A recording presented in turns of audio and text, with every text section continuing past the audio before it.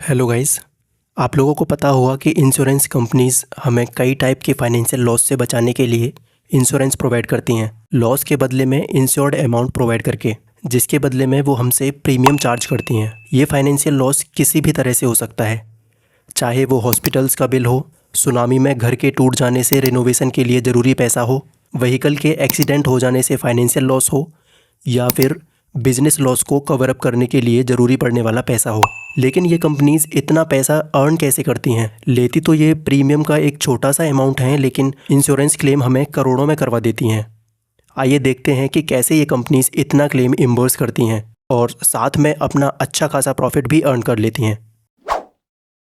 एक insurance company mainly दो तरीके से पैसा अर्न करती है। पहला है अंडरराइटिंग और दूसरा है इन्वेस्टमेंट। अंडरराइटिंग में मेनली इनका प्रॉफिट डिपेंड करता है नंबर ऑफ पॉलिसी होल्डर्स पे, कि कितने इंश्योरेंस कंपनी ने सेल आउट किए और कितने पॉलिसी होल्डर्स ने इंश्योर्ड अमाउंट क्लेम किया। टोटल प्रीमियम अमाउंट जो कंपनी रिसीव करती है वो टोटल क्लेम्ड अमाउंट से कम ही होता है। अगर ऐसा नहीं होता है तो कंपनी लॉस में चली जाएगी। इस लॉस से बचने के लिए वो पहले हिस्टोरिकल डाटा और स्टैटिस्टिकल एनालिसिस के बेस पर स्पेकुलेट करती है कि कितने number of policy holder insured amount को फ्यूचर में क्लेम कर सकते हैं। उसी के बेसिस पर अंडरराइटर डिसाइड करता है कि प्रीमियम अमाउंट को कितना सेट करना है ताकि कंपनी को फाइनेंशियल लॉस ना हो। एग्जाम्पल के लिए, अगर एक x insurance company term life insurance में 1000 रुपये के प्रीमियम पर 2 लाख रुपए का इंश्योर्ड अमाउंट क्लेम कराती है और ये पॉलिसी कंपनी ने 1000 लोगों को बेच दी, तो उसका टोटल अंडरराइटिंग अमाउंट होगा 10 लाख रुपए। उसमें से 4 लोगों की एक्सीडेंट से डेथ हो जाती है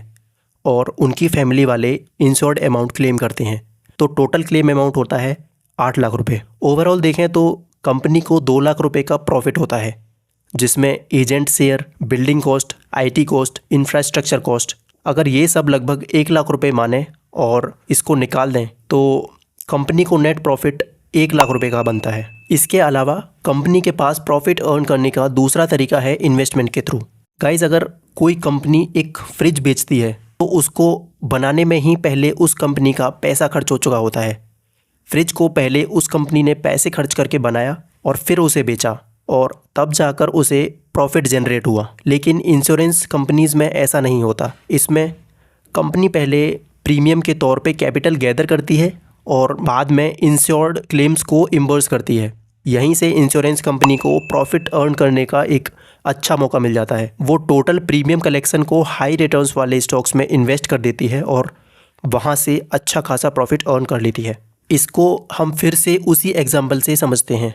अगर x insurance company term life insurance में 1000 के प्रीमियम पर 2 लाख रुपए का इंश्योर्ड अमाउंट क्लेम कराती है और ये पॉलिसी कंपनी ने 1000 लोगों को बेच दी, तो उसका टोटल अंडरराइटिंग अमाउंट बनता है 10 लाख रुपए। लेकिन कंपनी ने इस अमाउंट को फाइनेंशियल मार्केट में इन्वेस्ट कर दिया और वहाँ से 10% का प्रॉफिट अर्न कर लिया, तो उसका टोटल इन्वेस्टमेंट रिटर्न होता है 11 लाख रुपए।